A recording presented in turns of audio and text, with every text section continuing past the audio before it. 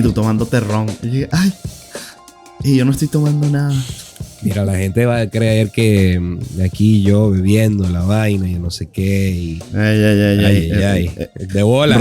Así es que sí habla, ¿no? Cuando tiene ron. Liquid Courage. Liquid Courage y vaina. Santa Teresa, aquí hay una posible oportunidad de promoción. Sí, vale. Esto siempre, sí, obviamente, no es nada menos que Santa Teresa. 1798, creo que es el ron. 96. Eso fue lo que dije. Sí, ok. Edita eso. Coño, no, lo que pasa es que llevo toda la semana con gripe, vale. Me pasó lo mismo la semana pasada. Te entiendo. Estoy vuelto loco. Ya por fin puedo respirar por las dos narices. En ciertos momentos del día. Tienes una nariz, tienes dos fosas nasales. Está bien, por las dos fosas nasales. Okay. You anal piece of boy. You grammar nasty piece of shit. Grammar nasty piece of shit. Y bienvenido, y hola, y buenos días, y tardes, y noches a todos los que nos escuchan. No. ¿Quieres que lo vuelva a repetir? Sí, está muy feo. Está muy feo. Bueno, ok, está bien. Déjame. Buenos días, tardes, noches. Esto es Efecto Diálogo. Episodio número 4. ¿Así? ¿Mejor? ¿Te gusta tal? Más? Sí. Es que uno es más auténtico que... O sea, el otro está bonito y vaina, pero fue como que... ¡Wow! Todavía yo estoy en mis primeros pasos de podcaster, así que... Está bien, tienes razón. Tenme paciencia. Está bien, no te preocupes. Tienes razón. Señores, ¿les gustó el episodio del lunes? Espero que sí. Espero que sí. A mí me gustó. Me pareció chévere porque creo que logramos hablar de, inclusive que sigue siendo un tema bastante grande. Creo que logramos aterrizar bastante bien como que de qué va la cosa y cómo, ¿sabes? Cómo deberían ser las cosas. ¿Cómo podrían ser las cosas? ¿Cómo podría? La causa de las cosas, o por lo menos las causas que creemos. Y obviamente, si no saben de qué estamos hablando, pues primero que nada los invitamos a escuchar el episodio del lunes, el episodio número 3. Estamos en el episodio número 4. Y si, solo para darles un poquito de recapitulación, nosotros acabamos de terminar de grabar ese episodio hace 30 segundos. Así entonces lo tenemos fresco. Lo tenemos un poco fresco. Y hablamos un poquito de esta tendencia que se está viendo del ofenderse, ¿ya? De proyectarse, o sea, sobre el, ¿cómo decirlo? Proyectar una imagen falsa de ti y por ende te ves ofendido. Quizás no falsa, quizás no falsa, pero por ahí va la cosa. Proyectar una imagen que todavía no has logrado determinar en ti y por tendencia o por otra razón y o sea, llevar fuera de proporción qué tan ofendido te puedes sentir. Todo esto está siguiendo el episodio número 2, que hablamos de las leyes que pasaron en Canadá respecto de la limitación de alguna manera u otra de la libre expresión. Y pues que nos llevó a una conversación muy interesante en ese momento, y eso nos siguió el tema a este tema de, si yo digo algo, entonces me veo ofendido. ¿Y por qué me veo ofendido? Y entramos un poco en esa conversación. Y yo creo que es el perfecto abrebocas para el tema que tenemos hoy. Correcto. Porque es el discurso al odio. El discurso al odio, el famoso hate speech en inglés. Bueno, que además el discurso al odio, dependiendo del país que tú estés, cambia bastante. Ok. Puede cambiar bastante. ¿Cómo así? Porque, por ejemplo, nosotros estamos viendo mucho sobre el tema de... por ejemplo, el discurso al odio acá en los Estados Unidos tiene que ver mucho también con temas de... racismo. Buscar ofender a alguien o instigar a la violencia a alguien por temas de su religión, por su raza, género, identidad sexual. Atacarlos por estar en algún tipo de grupo. En parte, más no se limita a eso. Ya, sí, ok. Pero sí, como que la definición más completa y concreta que he logrado conseguir, más o menos abarca eso. Estoy parafraseando. Yeah. Cuando en cambio, por ejemplo, en Venezuela, por ejemplo, se han logrado hacer muchos delitos, sobre todo en los últimos años con el gobierno de turno, con el gobierno de turno que lleva más tiempo. Eso ya es otra discusión. Es tan problemático. Pero vuelve. Que es sobre temas de delitos e instigación al odio. Y básicamente es por temas de posiciones políticas, por tratar de violentar a alguien por su posición política. Y es un poco más amplio. Inclusive también hay varios documentos que hablan sobre Naciones Unidas, sobre temas de conceptos de discursos al odio y demás. Claro, esto tiene sentido y relevancia cuando, por ejemplo, las primeras veces que se empezó a entender cómo un discurso que se difunde masivamente puede instigar al odio, fue más que todo que los primeros registros de verdad fue después del genocidio de Ruanda. Ok. Que gran parte fue, mira, esta gente, hay dos grandes poblaciones en este país. Esta población tuvo una cantidad de privilegios por condiciones históricas y porque era colonia belga, etc. No estamos de acuerdo y fue una campaña que fue sistemática, o sea, repetida, que logró hacer un movimiento que literalmente la mitad del país matara casi la otra mitad del país. Wow. Lo cual fue una tragedia. Wow. Ese es el origen, eso es gran parte del origen histórico. Y claro, después tú no lo analizas hacia atrás y ves como todo el tema del nazismo y demás tiene muchos temas de discursos al odio e históricamente. Pero creo que el punto histórico donde se empieza a analizar fue a partir de Ruanda. Y claro, a partir de ese entonces, claro, fue una marca porque ahí todos los sistemas que habían dicho de internacionales de cómo proteger a los derechos humanos y demás se cayeron y fue como que la diplomacia no funcionó. Pero ahorita, en estos últimos años, veo cómo se está no solo politizando, sino volviendo un arma. La ideología del discurso al odio se está volviendo un arma o el discurso al odio en sí. No, la idea el término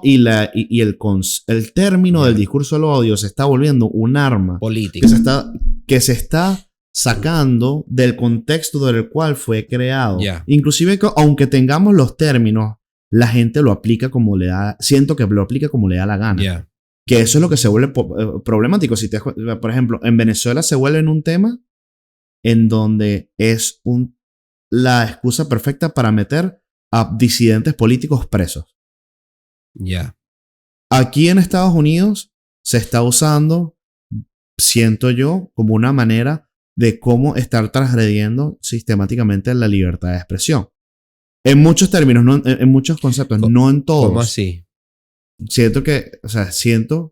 Percibo que la gente diciendo que son discursos que atentan al odio. Es con ganas de cancelar, con el famoso cancel culture. Con ganas, sí. Con la cultura de la cancelación. Del cancelamiento. Sí. No, por favor. Pero sí siento que hay una parte importante que tiene que ver con eso. De nuevo, hay otra parte que sigue existiendo y que sigue siendo importante y se mantiene relevante, que es que tenemos hay un tema histórico aquí en Estados Unidos que se sigue vigente, uno lo ve, y que uno no... Y hay otras, ¿cómo decirlo? Creo que luchas sociales importantes en donde el tema del discurso al odio se mantiene relevante y que uno no puede bajar la guardia. Yo estoy de acuerdo contigo de que la terminología del discurso al odio, el famoso hate speech, se está usando, ha perdido de su significado original. ¿Sí?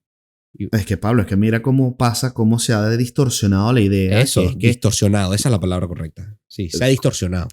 Es que míralo, es que muchos temas se vuelven de que me estás ofendiendo a esto es un discurso al odio. ¿Por qué me estás ofendiendo? Ajá, esto se vuelve un discurso al odio debido a que me estás ofendiendo. Correcto. Y por eso debo limitar tu libertad de expresión. Y digo, ya va, esto no se hizo para esto. Exactamente. En ningún momento. Ese es el tema, que lo ves vamos a volver a los campus universitarios, que viene, por decir algún nombre controversial, Ben Shapiro, a dar una... Ok, eso es bien controversial. Por eso digo, nombre controversial. A dar una de sus charlas que él es un tipo, de nuevo, igual que Jordan Peterson, es un tipo que, fuerte de carácter a la hora de hablar. Y como que te habla y si vas a debatir con él, va a debatirte con impunidad. O sea, te va a querer hacer nada y añicos, pues. Y ok. ¿Qué pasa? Que por querer, por un grupo de personas querer cancelar ese tipo de evento en su universidad, llamándolo que son hate speech, que instigan a lo odio, todo lo que dicen. Bueno, primero, si tú escuchas realmente los argumentos que dicen, no necesariamente es verdad. No estoy diciendo que sí, pero no necesariamente.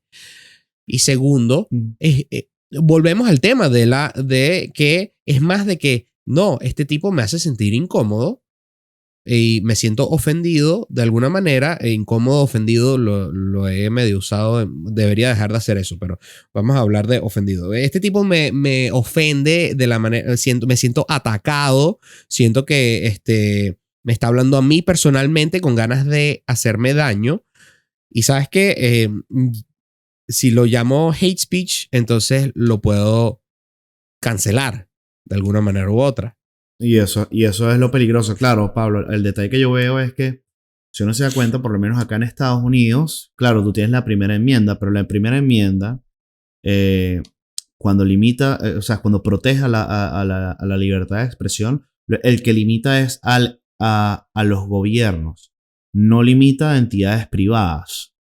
Y dentro de todo hay una limitación hay una distinción súper importante que yo creo que ya existe, que yo creo que es un tema de falta, creo que es un problema de que la gente no entiende, o sea, no comprende o no ha tenido la oportunidad como de desglosar cuando uno está viendo la Constitución, que existen distintos tipos de discurso. Hay un discurso protegido y hay un discurso que no está protegido. Y en la parte de los discursos que no están protegidos, y de nuevo, protegido del gobierno, o sea, protegido de que el gobierno te vaya a censurar. Uh-huh.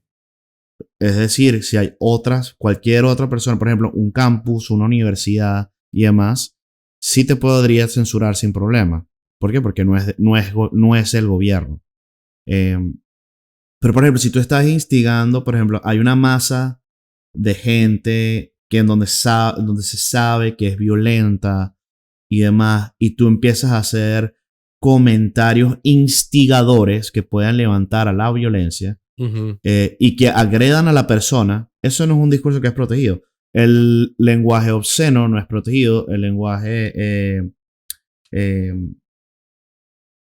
hay otros lenguajes ese es el punto al que yo me refiero. El detalle que yo creo que veo que es relevante, que es que hay un valor más importante que se está degradando, por ejemplo, sobre todo en las universidades, con todo este tema de microagresiones y temas que te pueden, notificaciones de que te puedes sentir sensible, de que uno no te ayuda a formar carácter, o sea, no te ayuda a retarte, y dos, que se está perdiendo la importancia del valor de la libertad de expresión, que es un valor que está, por algo llegó a la Constitución. Vamos a trabajar con un fundamental de la ejemplo. Constitución. Vamos a trabajar con un ejemplo. Vamos a hablar de el evento que sucedió en enero del 2021, enero 6 del 2021, de el famoso insurrection en el edificio del Capitolio en Washington, que supuestamente fue, bien, hay medios que dicen que fue instigado por en aquel momento el presidente Trump. O en aquel momento ya no, mentira. Ya no me acuerdo, brother. Sí, en aquel momento 2020. era aquel momento, sí. 2020. ¿Cuándo metieron a Biden? El 20. Entró en la oficina, si no me equivoco, el 20. Correcto. Enero, sí. Exacto. Entonces, aún era presidente. Estaba ya hablando de que le iban a robar las por elecciones. Eso, whatever, no, llevaba... Ok, pero ajá. En fin, ese tipo de charla, ok, tienes una masa de gente, ok, tienes una masa de gente que tú sabes que te escucha y que te va a tomar en serio cualquier cosa que tú digas. Ahí, ¿será que hay, ¿cómo se dice? Necesidad de que el gobierno entre y censure ese tipo de oportunidad que se presentó? A ver si me explico. Es complicado de explicar, pero creo que se entiende la pregunta. Es que el detalle que de ahí tú tienes también es que, y no es por tratar de medirla por la tangente, sino es pero el detalle que yo veo es cómo el gobierno en ese momento te puede censurar. Porque si te das cuenta, cuando sucedió todo ese desastre, porque no hay otra manera de llamarlo, fue fue en vivo, fue televisado, fue en un discurso que estaba dirigido a una masa importante que estaba en el National Mall allá en DC. El detalle es cómo lo puedes llegar a censurar. Pero es que ese es mi punto. O sea, tiene el derecho a censurar. Digamos que puede. Por decir, magia. Yo creería, o sea, es que la protección, el detalle es que la protección es que constitucional acá en los Estados Unidos, por lo menos, es que el gobierno no puede censurarte, y si lo hace debe ser de la menor cantidad, de la manera menos invasiva posible, dejando otros medios y formas para poder transmitir mensajes. Ese es el detalle. Entonces, la primera enmienda está dividida en ciertas secciones y el detalle es que lo que yo estoy viendo hoy en día es que por todo el tema que está pasando ahorita de microagresiones o de sentirse ofendido, que lo tratas de llevar o extrapolar hacia un discurso al odio, la población se está autocensurando. Eso es lo que yo estoy viendo, que va más allá de la discusión. Ok. So, saliendo del ejemplo, más bien es de por miedo a ser censurado, yo voy a limitar de la manera de la cual me puedo expresar o me siento libre a expresarme, porque nadie me está limitando sino yo solo. Y no, tienes miedo, un temor. Por miedo. Tienes un temor a que te vayan a decir, mira, por esto te cancelas, por esto no. Oye, a mí me sorprendió mucho, o sea, y a este nivel creo yo que está la cuestión. Yo no sé si tú has visto el último especial de Gabriel Iglesias, de Fluffy. No he visto el último, no. Bueno, en Netflix me parece un comediante genial. Sí, Me parece que tiene un humor súper ligero, ameno, que busca a mucho unir gente. Pero me llamó tanto la atención de cómo él, como comediante, y hacía comentarios en vivo durante la transmisión que hizo, de cómo todo esto se está volviendo, ¿sabes? Cómo él mismo se estaba teniendo que autorregular y autocensurar.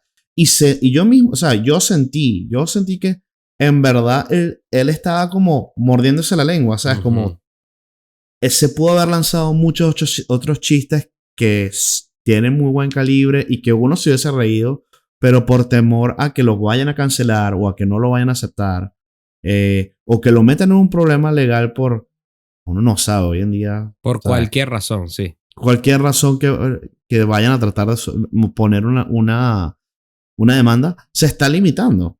Entonces, qué tristeza, porque ahí es cuando, es lo que estábamos hablando, o sea, ahí es cuando en verdad la libertad y el pensar críticamente, ¿sabes? ¿Sabes? Se muere, ¿sabes? Porque literalmente no tienes la capacidad de probar. Y yo creo que Bill Maher, que es otro comediante muy bueno, me parece que además dan el clavo cada vez que habla. Él dice, si los comediantes no pueden presionar o no pueden tocar las teclas sensibles de la sociedad, ¿quién lo va a hacer? Y eso es como que el arte del comediante, y no solo el arte del comediante, sino el arte de la sociedad, cómo la sociedad puede llegar a sanar en algún momento si no tienes la libertad de tratar de expresar, tomando en cuenta que como todo el mundo es humano, te vas a tropezar en el camino y hay gente, pero eso es parte de la conversación difícil. O sea, tienes que dar la conversación difícil es ese es el y tema. hay gente que y te vas a sentir ofendido y después vas a tener que salir de la habitación, respirar, decir, ok, no se está refiriendo capaz a mí, hay que ver, llegar a un compromiso y entender cómo poner esas convicciones y cómo llegar, y eso es parte del tejido social, de cómo funciona. Es un self-fulfilling prophecy, o sea, es una cosa, es un ciclo vicioso en el cual, porque me siento, es como la ansiedad, ¿ok? Por el cual me veo ofendido, entonces, yo me voy a alejar de esto, no voy a aceptarlo, entonces llego hasta acá. Entonces, como ya no estoy aceptando esto y me veo ofendido otra vez, entonces me voy a alejar un poquito más de esto. Y entonces ahora esta cosa que no me ofendía, por culpa de que me dio ofendido, me dejé de ser ofendido por esto, ahora esto me ofende también. Al igual, yo lo veo como la ansiedad que se va como spreading. ¿Okay? Como un ciclo, como una especie de ciclo vicioso. Tú le tienes, esto es clásico.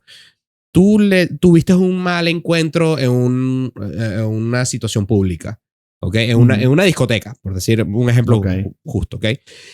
La pasaste muy mal. Entonces, ahora la próxima vez que te invitan a ir a una discoteca, tú piensas, ¿yo quiero ir a esa incomodidad otra vez o no? Entonces digo, no. Entonces no voy. Entonces te van a invitar al bowling y vas al bowling, pero ahora el bowling se comienza a parecer a la discoteca en tu mente porque sigue habiendo gente, sigue habiendo música. Entonces, ¿sabes qué? Mejor también evito el bowling. Y bueno, pero tengo que ir al centro comercial a comprar ropa. Oye, pero en el centro comercial hay música y hay gente y obviamente estoy simplificando el ejemplo. No, por favor, no vayan a creer que esta vaina es clínica. Pero así funciona la ansiedad y yo creo que así funciona también. Al no dejarte ser atacado, no puedes crecer, entonces por ende te vuelves más, la connotación de la palabra débil es chimba, pero creo que te vuelves más débil emocionalmente y por ende te alejas más de cosas que te quieren ofender y por ende te vuelves más débil y por ende y así sigue, pues. Es que yo creo que más que una debilidad es un tema de... De nuevo, débil quizás es la palabra equivocada, pero... Sí, pero yo creo que el detalle es que te vuelve... al no tener las habilidades, literalmente tú mismo te estás coartando y te estás aislando del potencial de crecimiento que uno tiene. Eso es lo que yo sí veo que me parece problemático y más que todo lamentable, porque no te da... El ser humano, la única manera que uno pueda en verdad crecer es poner las ideas y ponerte uno mismo ahí en la línea de frente y ver qué ideas y qué cosas aguantan y qué no. Y recibir el golpe. Eso, y evolucionar de eso. Pero a la misma vez, ¿a quién coño le gusta, y discúlpeme la palabra, pero a quién le gusta recibir un golpe? Lleva piña, nadie. Lleva palo a solo las piñatas, y ni siquiera las piñatas. ¿Qué piensan ustedes que nos escuchan en Spotify, en Apple, en Google, con los dedos cruzados, que ya estemos en Google, en YouTube? Gracias por escucharnos. ¿Qué piensan ustedes? Sí, obviamente este tema tiene muchísimo más tela que cortar.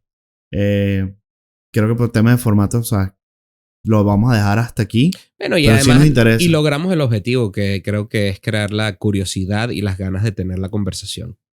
Y si nos interesa saber de ustedes, de sus comentarios, por favor, si nos están viendo y todavía no se han suscrito, ¿qué hacen? Suscríbanse, por favor. Denle la campanita para que reciban las notificaciones.